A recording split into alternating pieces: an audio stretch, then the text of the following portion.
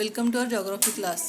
In last video we complete 3 lessons. Let us start our 4th lesson. The name of our 4th lesson is exogenetic process part 2. Exogenetic process. What is meant by exogenetic process? We have learned in the previous lesson that the earth's surface wears away because of erosion. We have learned in the previous lesson that the earth's surface wears away because of erosion. The eroded material gets carried away by agents. Eroded material gets carried away by agents. When the speed of the agent reduces, the material gets deposited. The agents like running water.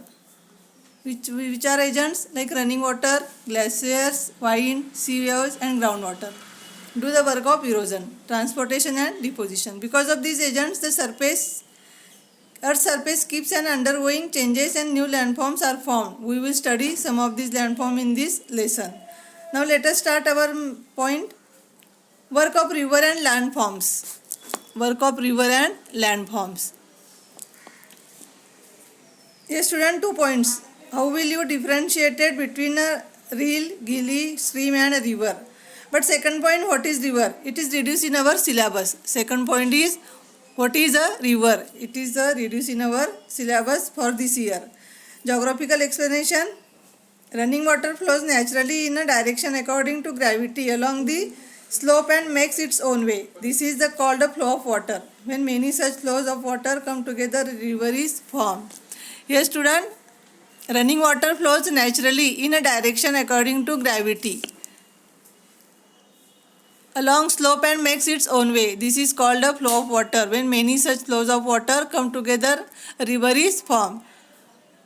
How river is formed?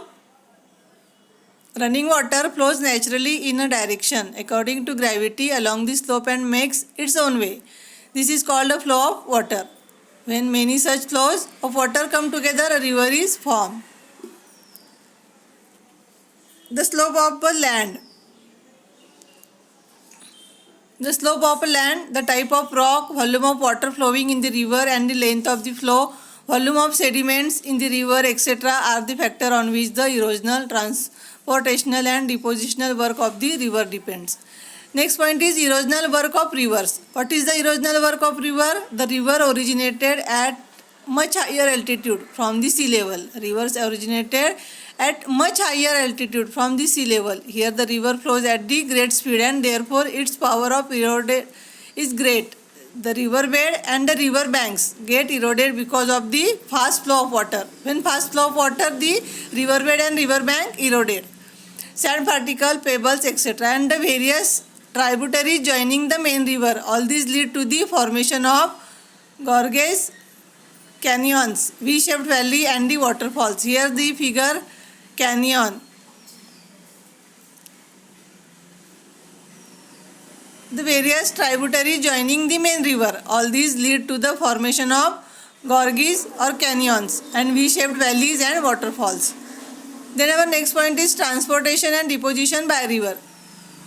Which is the transportation and deposition by river? A river flows down the slope from the hill region.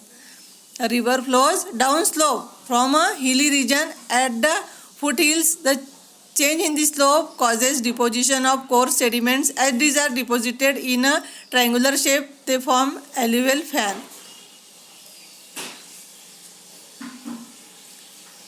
Meandering of a river. Here figure meandering of a river. As the steepness of the slope decreases and the transporting capacity of a river reduces, it starts flowing slowly. It bends, meanders. Bends means meanders. Often in its way, in an effort to cross even small obstacles. By the time of river reaches the sea, its riverbed becomes very wide and its speeds become very slow. The sediment of the river get deposited in its bed on its bank. At the steepness of slope decreases and the transporting capacity of river. Transporting capacity of rivers reduce means decrease. It starts flowing slowly.